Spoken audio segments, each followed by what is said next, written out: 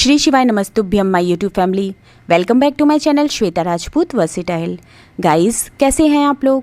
I hope सब लोग स्वस्थ होंगे, मस्त होंगे। मैं भी भगवान से यही प्रे करूंगी कि हे भोलेनाथ, मेरे सारे प्यारे प्यारे सब्सक्राइबर को खुशहाल रखिएगा, उनका जीवन सफल बनाइएगा।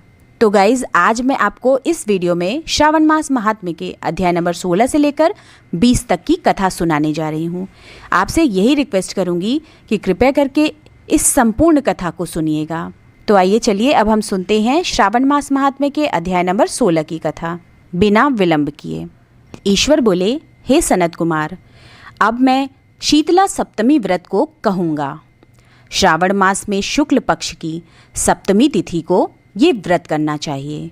सबसे पहले दीवार पर एक वापी का आकार बनाकर अशरीरी संज्ञक दिव्य रूप वाले 7 जल देवताओं, 2 बालकों से युक्त पुरुष संज्ञक नारी, 1 घोड़ा, 1 वृषभ तथा नर वाहन सहित एक पालकी भी उस पर बना दें।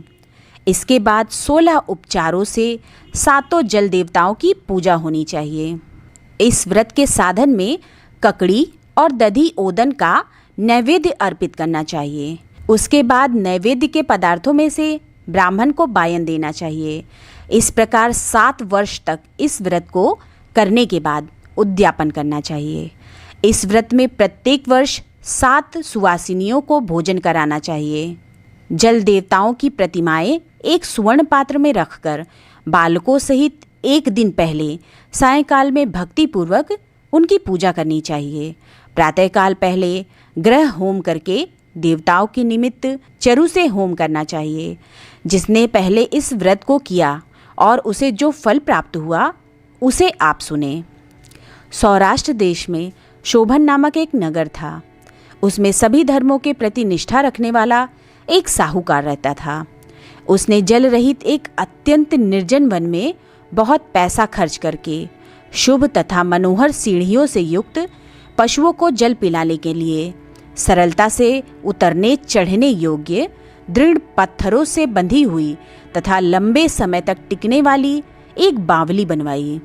उस बावली के चारों ओर थके राहगीरों के विश्राम के लिए अनेक प्रकार के वृक्षों से शोभायमान एक बाग लगवाया। लेकिन वो बावली सूखी ही रह गई और उसमें एक बूंद पानी नहीं आया। साहूकार सोचने लगा कि मेरा प्रयास व्यर्थ हो गया और व्यर्थ ही धन खर्च किया। इसी चिंता में विचार करता हुआ वो साहूकार रात में वहीं सो गया। तब रात्रि में उसके स्वप्न में जल देवता आए और उन्होंने कहा कि हे धनद, जल के आने का उपाय तुम सुनो। यदि तुम हम लोगों के लिए आदरपूर्वक अपने पौत्र की बलि दो तो उसी समय तुम्हारी ये बावली जल से भर जाएगी। ये सपना देख साहूकार ने सुबह अपने पुत्र को बताया। उसके पुत्र का नाम द्रविड़ था और वो भी धर्म कर्म में आस्था रखने वाला था।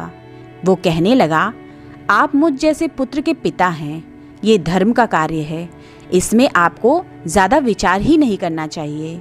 ये धर्म ही है जो स्थिर रहेगा और पुत्र आदि सब नश्वर हैं। अल्प मूल्य से महान वस्तु प्राप्त हो रही है, अतः ये क्रय अति दुर्लभ है। इसमें लाभ ही लाभ है। शीतांशु और चंडाशु ये मेरे 2 पुत्र हैं। इसमें शीतांशु नामक जो ज्येष्ठ पुत्र है उसकी बलि बिना कुछ विचार किए आप दे दें। लेकिन पिताजी, घर की स्त्रियों को ये रहस्य कभी ज्ञात नहीं होना चाहिए।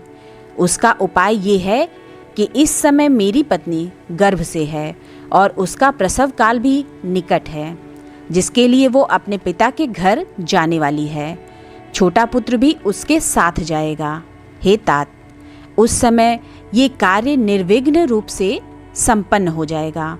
पुत्र की ये बात सुनकर पिता उस पर अत्यधिक प्रसन्न हुए और बोले, हे पुत्र, तुम धन्य हो और मैं भी धन्य हूँ जो कि तुम जैसे पुत्र का मैं पिता बना। इसी बीच सुशीला के घर से उसके पिता का बुलावा आ गया और वो जाने लगी। तब उसके ससुर तथा पति ने कहा कि ये ज्येष्ठ पुत्र हमारे पास ही रहेगा, तुम इस छोटे पुत्र को ले जाओ। इस पर उसने ऐसा ही किया। उसके चले जाने के बाद पिता पुत्र ने उस बालक के शरीर में तेल का लेप किया और अच्छी प्रकार स्नान कराकर सुंदर वस्त्र व आभूषणों से अलंकृत करके पूर्वाषाढ़ा तथा शतभिषा नक्षत्र में उसे प्रसन्नतापूर्वक बावली के तट पर खड़ा किया और कहा कि बावली के जल देवता, इस बालक के बलिदान से आप प्रसन्न हो। उसी समय वो बावली अमृत तुल्य जल से भर गई। वे दोनों पिता पुत्र शोक व हर्ष से युक्त होकर घर की ओर चले गए। सुशीला ने अपने घर में तीसरे पुत्र को जन्म दिया और 3 महीने बाद अपने घर जाने को निकल पड़ी। मार्ग में आते समय वो बावली के पास पहुंची और उस बावली को जल से भरा हुआ देखा तो वो बहुत ही आश्चर्य में पड़ गई। उसने उस बावली में स्नान किया और कहने लगी कि मेरे ससुर का परिश्रम व धन का व्यय सफल हुआ। उस दिन श्रावण माह के शुक्ल पक्ष की सप्तमी तिथि थी और सुशीला ने शीतला सप्तमी नामक शुभ व्रत रखा हुआ था। उसने वहीं पर चावल पकाए और दही भी ले आई। इसके बाद जल देवताओं का विधिवत पूजन करके दही भात तथा ककड़ी फल का नैवेद्य अर्पण किया तथा ब्राह्मणों को बायन देकर साथ के लोगों के साथ मिलकर उसी नैवेद्य अन्न का भोजन किया। उस स्थान से सुशीला का ग्राम 1 योजन की दूरी पर स्थित था। कुछ समय बाद वो सुंदर पालकी में बैठ दोनों पुत्रों के साथ वहां से चल पड़ी। तब वे जल देवता कहने लगे कि हमें इसका पुत्र जीवित करके इसे वापस करना चाहिए, क्योंकि इसने हमारा व्रत किया है। साथ ही ये उत्तम बुद्धि रखने वाली स्त्री है। इस व्रत के प्रभाव से इसे नूतन पुत्र देना चाहिए। पहले उत्पन्न पुत्र को यदि हम ग्रहण किए रह गए तब हमारी प्रसन्नता का फल ही क्या। आपस में ऐसा कहकर उन दयालु जल देवताओं ने बावली में से उसके पुत्र को बाहर निकालकर माता को दिखा दिया और फिर उसे विदा किया। बाहर निकलकर वो पुत्र माता माता पुकारता हुआ अपनी माता के पीछे दौड़ पड़ा। अपने पुत्र का शब्द सुनकर उसने पीछे मुड़कर देखा। वहां अपने पुत्र को देखकर वो मन ही मन बहुत चकित हुई। उसे अपनी गोद में बिठाकर उसने उसका माथा सूंघा, किंतु ये डर जाएगा, इस विचार से उसने पुत्र से कुछ नहीं पूछा। वो अपने मन में सोचने लगी कि यदि इसे चोर उठा लाएं तो ये आभूषणों से युक्त कैसे हो सकता है, और यदि पिशाचों ने इसे पकड़ लिया था तो दोबारा छोड़ क्यों दिया। घर में संबंधी जन तो चिंता के समुद्र में डूबे होंगे। इस प्रकार सुशीला सोचती हुई वो नगर के द्वार पर आ गई। तब लोग कहने लगे कि सुशीला आई है। ये सुनकर वे पिता पुत्र अत्यंत चिंता में पड़ गए कि वो ना जाने क्या कहेगी और उसके पुत्र के बारे में हम क्या जवाब देंगे। इसी बीच वो तीनों पुत्रों के साथ आ गई। तब ज्येष्ठ बालक को देखकर सुशीला के ससुर तथा पति घोर आश्चर्य में पड़ गए और साथ ही बहुत आनंदित भी हुए। वे कहने लगे, हे सुचिस्मिते, तुमने कौन सा पुण्य कर्म किया अथवा व्रत किया था। हे भामिनी, तुम पतिव्रता हो, धन्य हो और पुण्यवती हो। इस शिशु को मरे हुए 2 माह बीत चुके हैं और तुमने इसे फिर से प्राप्त कर लिया, और ये बावली भी जल से परिपूर्ण है। तुम एक पुत्र के साथ अपने पिता के घर गई थी, लेकिन वापस तीनों पुत्रों के साथ आई हो। हे शुभ्रु, तुमने तो कुल का उद्धार कर दिया। हे शुभानने, मैं तुम्हारी कितनी प्रशंसा करूं। इस प्रकार ससुर ने उसकी प्रशंसा की। पति ने उसे प्रेम पूर्वक देखा और सास ने उसे आनंदित किया। उसके बाद उसने मार्ग के पुण्य का समस्त वृत्तांत सुनाया। अंत में उन सभी ने मनोवांछित सुखों का उपभोग करके बहुत आनंद प्राप्त किया। हे वत्स, मैंने इस शीतला सप्तमी व्रत को आपसे कह दिया है। इस व्रत में दधी ओदन शीतल, ककड़ी का फल शीतल और बावली का जल भी शीतल होता है तथा इसके देवता भी शीतल होते हैं। अतः शीतला सप्तमी का व्रत करने वाले तीनों प्रकार के तापों के संताप से शीतल हो जाते हैं। इसी कारण से ये सप्तमी शीतला सप्तमी इस यथार्थ नाम वाली है। तो गाइज, यहीं पर श्रावण मास महात्म्य के अध्याय नंबर 16 की कथा संपूर्ण होती है। आइए अब हम चलिए सुनते हैं श्रावण मास महात्म्य के अध्याय नंबर 17 की कथा। ईश्वर बोले, हे देवेश, अब मैं शुभ पवित्रारोपण का वर्णन करूंगा। सप्तमी तिथि को अधिवासन करके अष्टमी तिथि को पवित्रकों को अर्पण करना चाहिए। जो पवित्रक बनवाता है उसके पुण्य फल को सुनिए। सभी प्रकार के यज्ञ, व्रत तथा दान करने और सभी तीर्थों में स्नान करने का फल मनुष्य को केवल पवित्र धारण करने से प्राप्त हो जाता है, क्योंकि भगवती शिवा सर्वव्यापिनी है। इस व्रत से मनुष्य धनहीन नहीं होता, उसे दुख, पीड़ा तथा व्याधियां नहीं होती, उसे शत्रुओं से होने वाला भय नहीं होता और वो कभी भी ग्रहों से पीड़ित नहीं रहता। इससे छोटे बड़े सभी कार्य सिद्ध हो जाते हैं। हे वत्स, मनुष्यों तथा राजाओं के विशेष करके स्त्रियों के पुण्य की वृद्धि के लिए इससे श्रेष्ठ कोई अन्य व्रत नहीं है।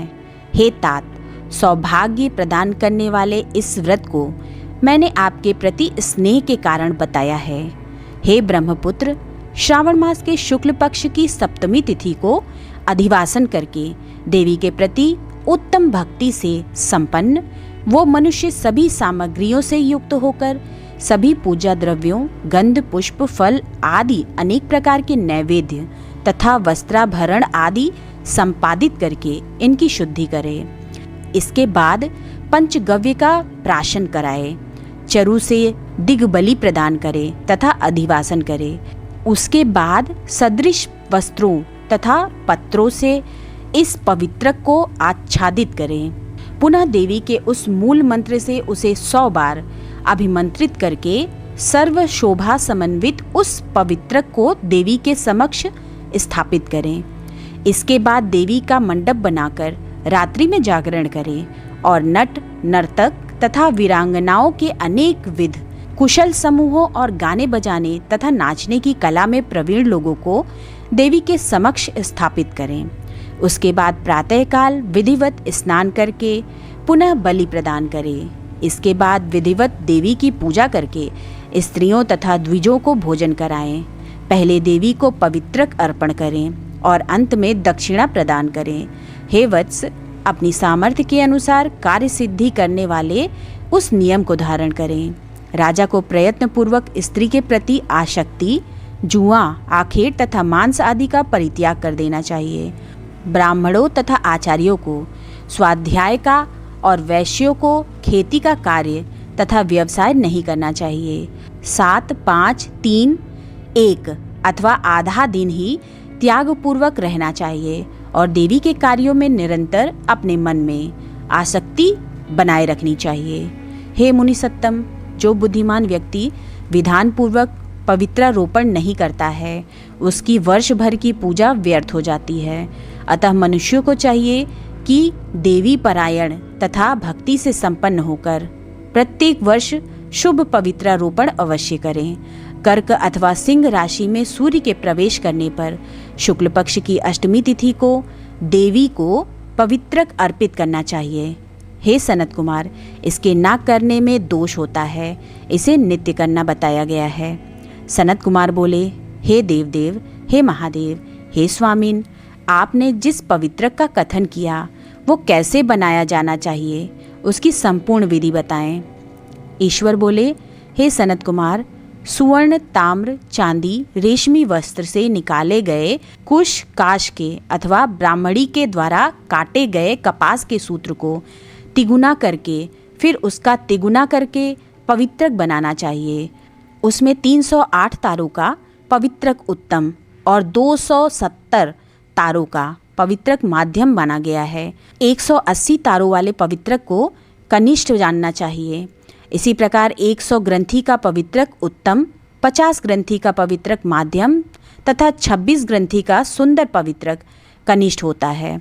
अथवा 6, 3, 4, 2, 12, 24, 10 अथवा 8 ग्रंथियों वाला पवित्रक बनाना चाहिए। अथवा 108 ग्रंथि का पवित्रक उत्तम, 54 ग्रंथि का माध्यम तथा 27 ग्रंथि का कनिष्ठ होता है। प्रतिमा के घुटने तक का लंबा पवित्रक उत्तम, जंघा तक लंबा पवित्रक माध्यम तथा नाभि पर्यंत पवित्रक अधम कहा जाता है। पवित्रक की सभी शुभ ग्रंथियों को कुमकुम से रंग देना चाहिए। इसके बाद अपने समक्ष शुभ सर्वतोभद्र मंडल पर देवी का पूजन करके कलश के ऊपर बांस के पात्र में पवित्रकों को रखें। 3 तार वाले पवित्रक में ब्रह्मा, विष्णु तथा शिव का आवाहन करके स्थापित करें। इसके बाद का सुनिए। 9 तार के पवित्रक में ओमकार, सोम, अग्नि, ब्रह्मा, समस्त नागों, चंद्रमा, सूर्य तथा विश्व देवों की स्थापना करें। हे सनत कुमार, अब मैं ग्रंथियों में स्थापित किए जाने वाले देवताओं का वर्णन करूंगा।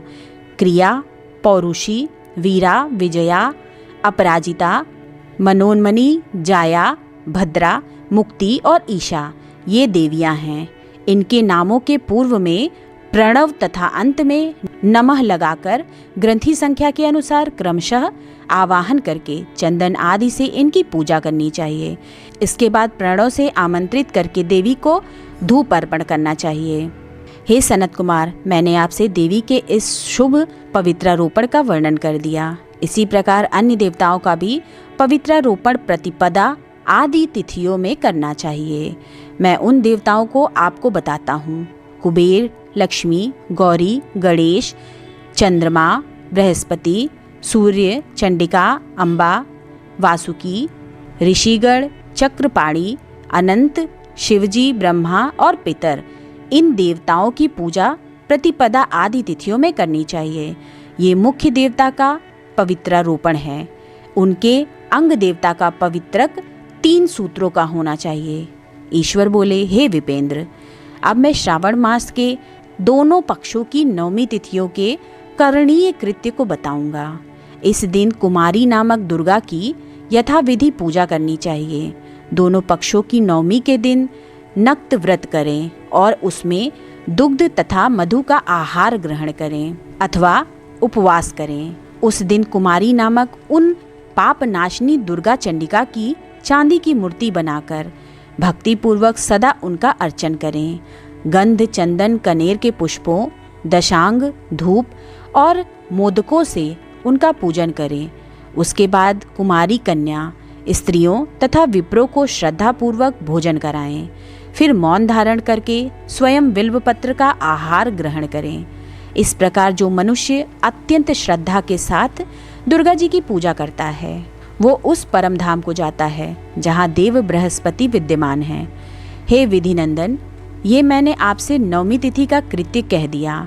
ये मनुष्यों के सभी पापों का नाश करने वाला, सभी संपदाएं प्रदान करने वाला, पुत्र पौत्र आदि उत्पन्न करने वाला और अंत में उन्हें उत्तम गति प्रदान करने वाला है। तो गाइज, यहीं पर श्रावण मास महात्म्य के अध्याय नंबर 17 की कथा संपूर्ण हुई। आइए चलिए अब हम सुनते हैं श्रावण मास महात्म्य के अध्याय नंबर 18 की कथा। सनत कुमार बोले, हे भगवान, हे पार्वतीनाथ, हे भक्तों पर अनुग्रह करने वाले, हे दया सागर, अब आप 10वीं तिथि का महात्म्य बताइए। ईश्वर बोले, हे सनत कुमार, श्रावण मास में शुक्ल पक्ष की 10वीं तिथि से ये व्रत आरंभ करें। पुनः प्रत्येक महीने में शुक्ल पक्ष की 10वीं तिथि को ये व्रत करें। इस प्रकार 12 महीनों में इस उत्तम व्रत को करके बाद में श्रावण मास में शुक्ल पक्ष की 10वीं तिथि पर इसका उद्यापन करें। राज्य की इच्छा रखने वाले राजपुत्र, उत्तम कृषि के लिए कृषक, व्यवसाय के लिए वैश्यपुत्र, पुत्र प्राप्ति के लिए गर्भिणी स्त्री, धर्म अर्थ काम की सिद्धि के लिए सामान्य जन, श्रेष्ठ वर की अभिलाषा रखने वाली कन्या, यज्ञ करने की कामना वाले ब्राह्मण श्रेष्ठ, आरोग्य के लिए रोगी और दीर्घकालिक पति के परदेश रहने पर उसके आने के लिए पत्नी, इन सब को तथा इसके अतिरिक्त अन्य लोगों को भी इस 10वीं व्रत को करना चाहिए। जिस कारण जिसे कष्ट हो तब उसके निवारण हेतु उस मनुष्य को ये व्रत करना चाहिए। श्रावण में शुक्ल पक्ष की 10वीं के दिन स्नान करके देवता का विधिवत पूजन कर घर के आंगन में 10 दिशाओं में पुष्प पल्लव चंदन से अथवा जौ के आटे से आदिदेवता की शस्त्र वाहन युक्त स्त्री रूपा शक्तियों का अंकन करके नक्त वेला में 10 दिशाओं में उनकी पूजा करनी चाहिए। घृत मिश्रित नैवेद्य अर्पण करके उन्हें पृथक पृथक दीपक प्रदान करना चाहिए। उस समय जो फल उपलब्ध हो वो भी चढ़ाना चाहिए। इसके बाद अपने कार्य की सिद्धि के लिए इस प्रकार प्रार्थना करनी चाहिए। हे दिग्देवता, मेरी आशाएं पूर्ण हों और मेरे मनोरथ सिद्ध हों। आप लोगों की कृपा से सदा कल्याण हो। इस प्रकार विधिवत पूजन करके ब्राह्मण को दक्षिणा देनी चाहिए। हे मुनिश्रेष्ठ, इसी क्रम से प्रत्येक महीने में दशमी तिथि का व्रत सदा करना चाहिए और 1 वर्ष तक करने के अनंतर उद्यापन करना चाहिए। अब पूजन की विधि कही जाती है। सुवर्ण अथवा चांदी अथवा आटे से ही 10 दिशाओं को बनाएं। उसके बाद स्नान करके भली भांति वस्त्राभूषण से अलंकृत होकर बंधु बांधवों के साथ भक्तिपूर्ण मन से 10 दिग्देवताओं का पूजन करना चाहिए। घर के आंगन में क्रम से इन मंत्रों के द्वारा दिग्देवताओं को स्थापित करें। इस भवन के स्वामी और देवताओं तथा दानवों से नमस्कार किए जाने वाले इंद्र आपके ही समीप रहते हैं। आप ऐन्द्री नामक दिग्देवता को नमस्कार है। हे आशे, अग्नि के साथ परिग्रह अर्थात विवाह होने के कारण आप अग्नेयी कही जाती हैं। आप तेज स्वरूप तथा पराशक्ति हैं, अतः मुझे वर देने वाली हूँ। आपका ही आश्रय लेकर वे धर्मराज सभी लोगों को दंडित करते हैं, इसलिए आप संयमिनी नाम वाली हैं। हे याम्ये, आप मेरे लिए उत्तम मनोरथ पूर्ण करने वाली हो। हाथ में खड्ग धारण किए हुए मृत्यु देवता आपकी ही आश्रय ग्रहण करते हैं, अतः आप निर्ऋति रूपा हैं। आप मेरी आशा को पूर्ण कीजिए। हे वारुणी, समस्त भुवनों के आधार तथा जल जीवों के स्वामी वरुण देव आप में निवास करते हैं, अतः मेरे कार्य तथा धर्म को पूर्ण करने के लिए आप तत्पर हों। आप जगत के आदि स्वरूप वासुदेव के साथ अधिष्ठित हैं, इसलिए आप वायव्या हैं। हे वायव्ये, आप मेरे घर में नित्य शांति प्रदान करें। आप धन के स्वामी कुबेर के साथ अधिष्ठित हैं, अतः आप इस लोक में उत्तरा नाम से विख्यात हैं। हमें शीघ्र ही मनोरथ प्रदान करके आप निरुत्तर हों। हे ऐशानी, आप जगत के स्वामी शंभु के साथ सुशोभित होती हैं। हे शुभे, हे देवी, मेरी अभिलाषाओं को पूर्ण कीजिए। आपको नमस्कार है, नमस्कार है। आप समस्त लोगों के ऊपर अधिष्ठित हैं, सदा कल्याण करने वाली हैं और सनक आदि पुण्यों से घिरी रहती हैं। आप सदा मेरी रक्षा करें, रक्षा करें।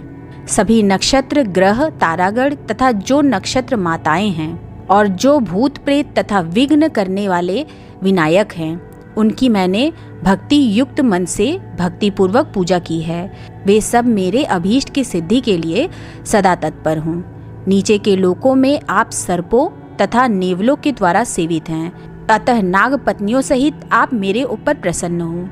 इन मंत्रों के द्वारा पुष्प, धूप आदि से पूजन करके वस्त्र, अलंकार तथा फल निवेदित करना चाहिए।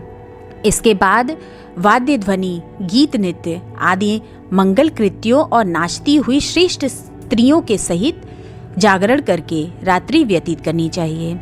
कुमकुम, अक्षत, तांबूल, दान, मान आदि के द्वारा भक्तिपूर्ण मन से उस रात्रि को सुखपूर्वक व्यतीत करके प्रातःकाल प्रतिमाओं की पूजा करके ब्राह्मण को प्रदान कर देनी चाहिए। इस विधि से व्रत को करके क्षमा प्रार्थना तथा क्षमा करके मित्रों तथा प्रिय बंधुओं को साथ लेकर भोजन करना चाहिए। हे तात, जो मनुष्य इस विधि से आदरपूर्वक दशमी व्रत करता है वो सभी मनोवांछित फल प्राप्त करता है। विशेष रूप से स्त्रियों को इस सनातन व्रत को करना चाहिए, क्योंकि मनुष्य जाति में स्त्रियां अधिक श्रद्धा कामना परायण होती हैं। हे मुनिश्रेष्ठ, धन प्रदान करने वाले, यश देने वाले, आयु बढ़ाने वाले तथा सभी कामनाओं का फल प्रदान करने वाले इस व्रत को मैंने आपसे कह दिया। तीनों लोकों में अन्य कोई भी व्रत इसके समान नहीं है।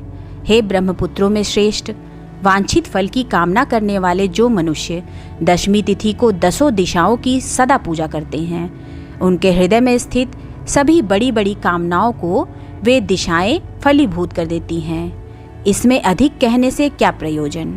हे सनत कुमार, ये व्रत मोक्षदायक है, इसमें संदेह नहीं करना चाहिए।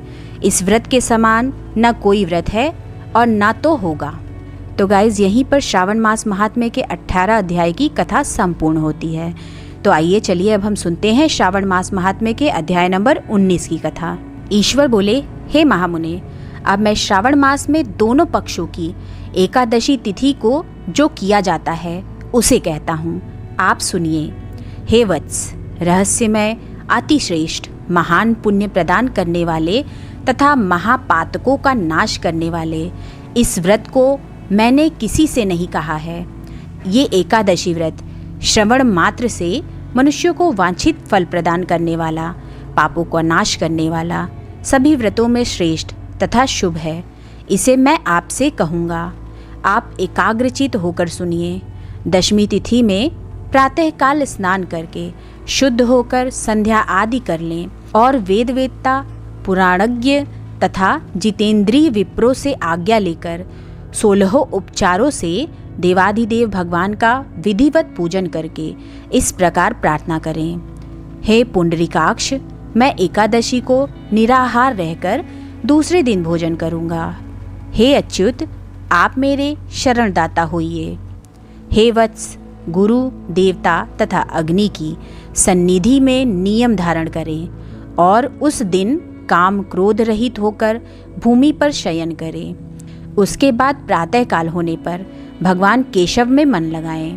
भूख लगने तथा प्रस्खलन, गिरना, ठोकर आदि लगना के समय श्रीधर इस शब्द का उच्चारण करें। हे वत्स, ये व्रत मोक्ष प्रदान करने वाला है, अतः 3 दिनों तक पाखंडी आदि लोगों के साथ बातचीत, उन्हें देखना तथा उनकी बातें सुनना, इन सब का त्याग कर देना चाहिए। तदंतर क्रोध रहित होकर पंचगव्य लेकर मध्याह्न के समय नदी आदि के निर्मल जल में स्नान करना चाहिए। सूर्य को नमस्कार करके भगवान श्रीधर की शरण में जाना चाहिए और वर्णाचार की विधि से सभी कृत्य संपन्न करके घर आ जाना चाहिए। वहाँ पुष्प, धूप तथा अनेक प्रकार के नैवेद्यों से श्रद्धापूर्वक श्रीधर की पूजा करनी चाहिए।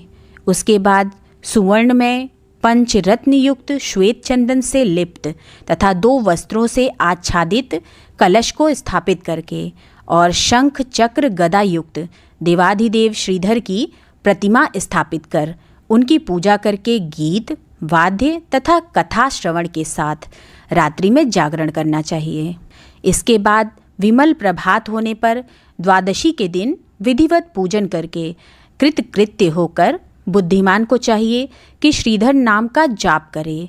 इसके बाद उन शंख, चक्र तथा गदा धारण करने वाले देव देवेश श्रीधर की पुनः पूजा करें और सुवर्ण दक्षिणा सहित कलश ब्राह्मण को प्रदान करें। उस समय ब्राह्मण को विशेष करके नवनीत अवश्य प्रदान करें। इस प्रकार प्रार्थना करें, भगवान श्रीधर, आज आप मुझ पर प्रसन्न हों और मुझे अच्युतम लक्ष्मी प्रदान करें। हे मुनिश्रेष्ठ, इस प्रकार उच्चारण करके जगत गुरु श्रीधर से प्रार्थना करके श्रेष्ठ ब्राह्मणों को भोजन कराकर अपने सामर्थ्यानुसार दक्षिणा देनी चाहिए। उसके बाद सेवकों आदि को भोजन कराकर गायों को घास खिलानी चाहिए। इसके बाद मित्रों तथा बंधु बांधवों समेत स्वयं भोजन करना चाहिए। हे सनत कुमार, मैंने आपको ये श्रावण मास की शुक्ल पक्ष की एकादशी व्रत की विधि बतला दी। इसी प्रकार कृष्ण पक्ष की एकादशी में भी करना चाहिए। दोनों व्रतों में अनुष्ठान समान है, केवल देवताओं के नाम में भेद है। जनार्दन, मुझ पर प्रसन्न हो, ये वाक्य बोलना चाहिए।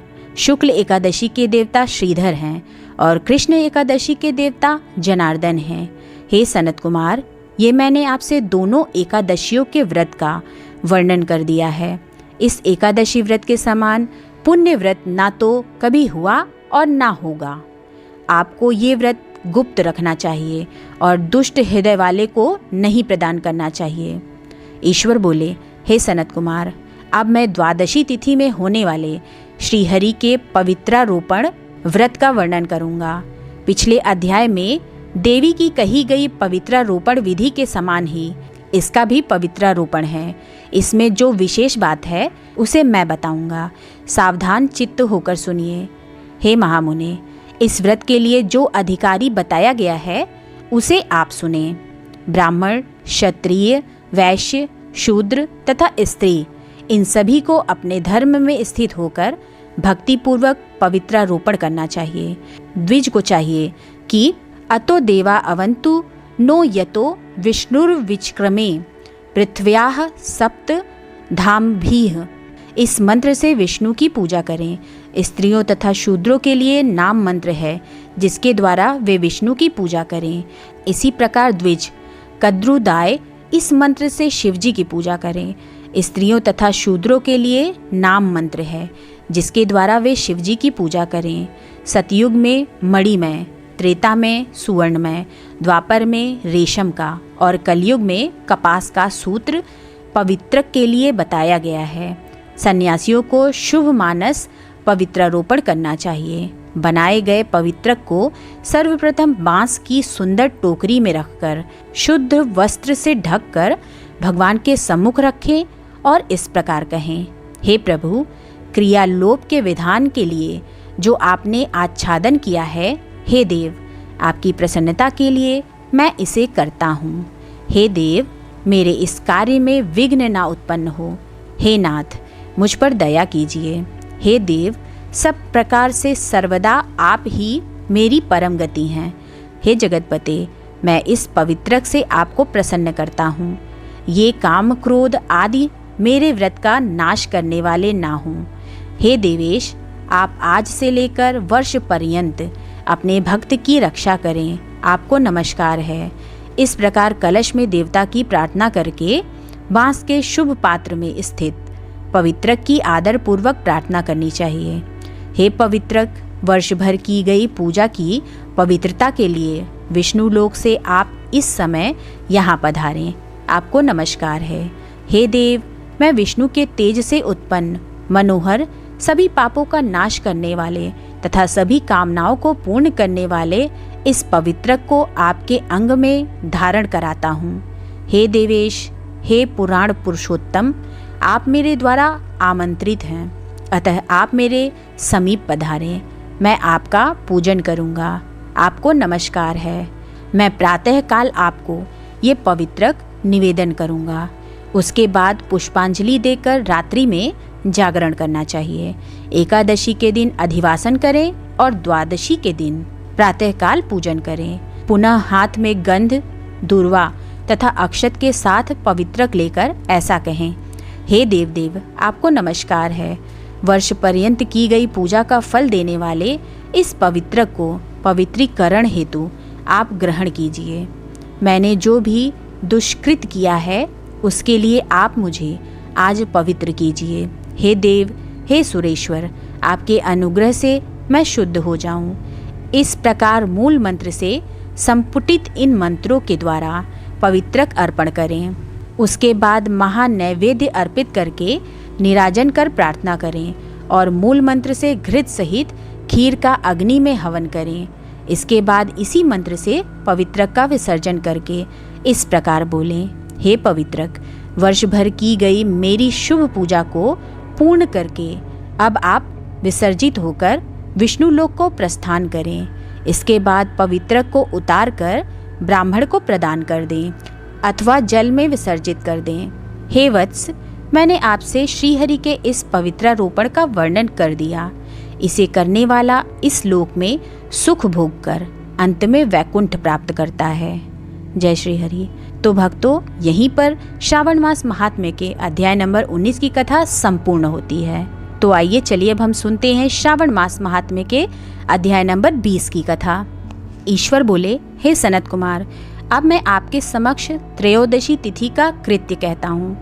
इस दिन 16 उपचारों से कामदेव का पूजन करना चाहिए।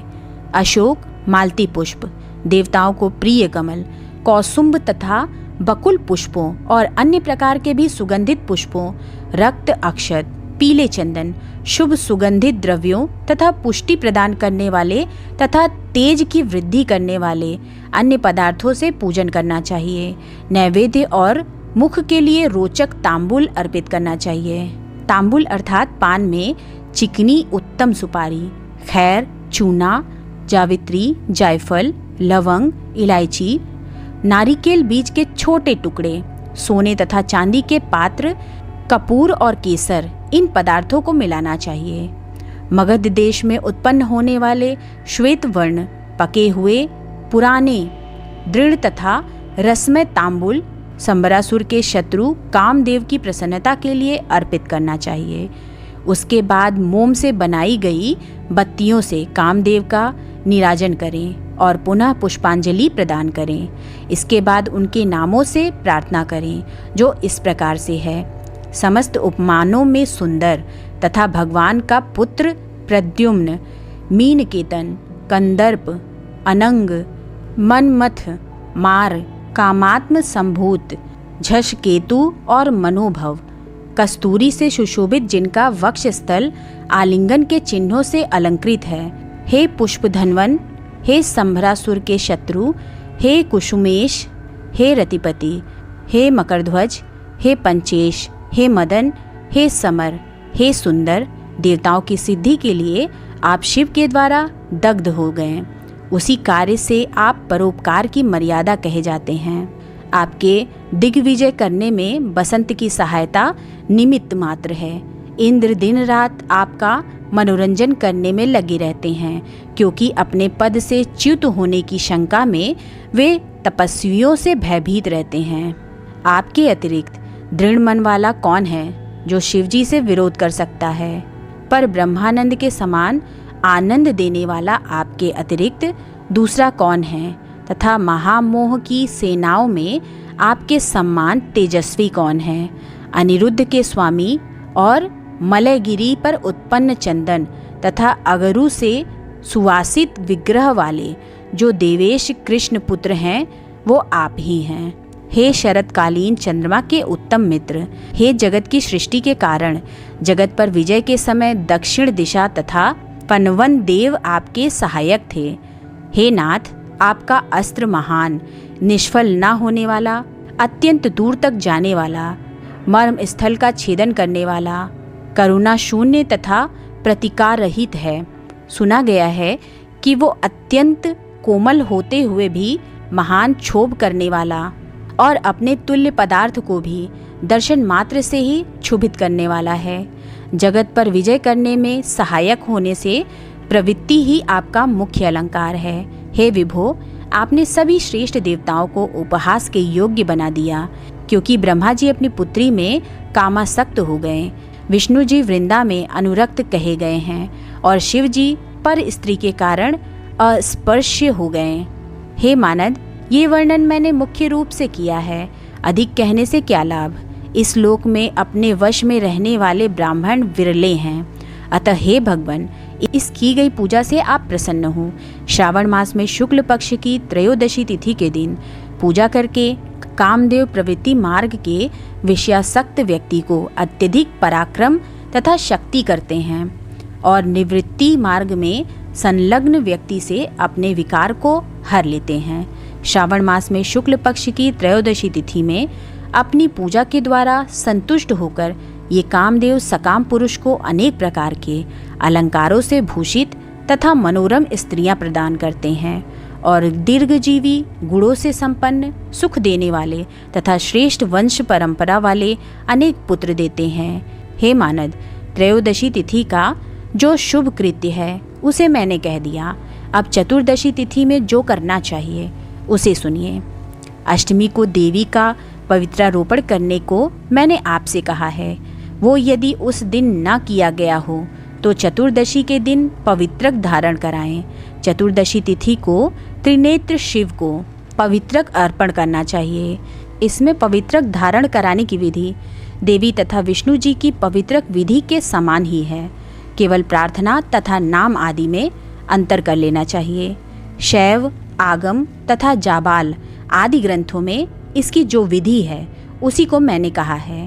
विकल्प में इसमें जो कुछ विशेष है उसे मैं आपको बताता हूँ। 11 अथवा 48 अथवा 50 तारों का समान ग्रंथि तथा समान अंतराल वाला पवित्रक बनाना चाहिए।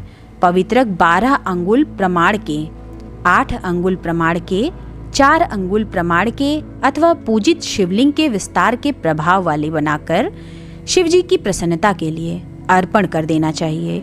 विधि पहले बताई गई है, फल आदि पहले कहे जा चुके हैं। जो इस व्रत को करता है वो कैलाश लोक प्राप्त करता है। हे वत्स, मैंने ये सब आपसे कह दिया, अब आप और क्या सुनना चाहते हैं? तो भक्तों, यहीं पर श्रावण मास महात्म्य के अध्याय नंबर 20 की कथा संपूर्ण होती है। भक्तों, श्रावण मास महात्म्य के अध्याय नंबर 16 से लेकर 20 तक की ये कथा है। इसके पिछले वाली कथा 1 से लेकर 15 तक की कथा, जिसको अगर आप सुनना चाहते हैं तो मैं इस वीडियो के नीचे डिस्क्रिप्शन बॉक्स में उसका लिंक लगा दे रही हूँ। अगर आप सुनना चाहते हैं तो इस लिंक को क्लिक करें और आपको पूरी कथा सुनने में मिल जाएगी। तो चलिए, यहीं पे मैं अपना वीडियो समाप्त करती हूँ।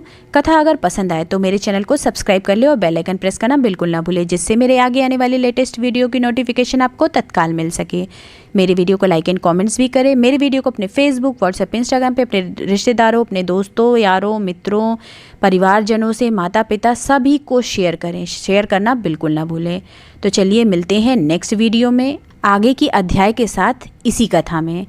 तब तक के लिए जय श्री राम, हर हर महादेव।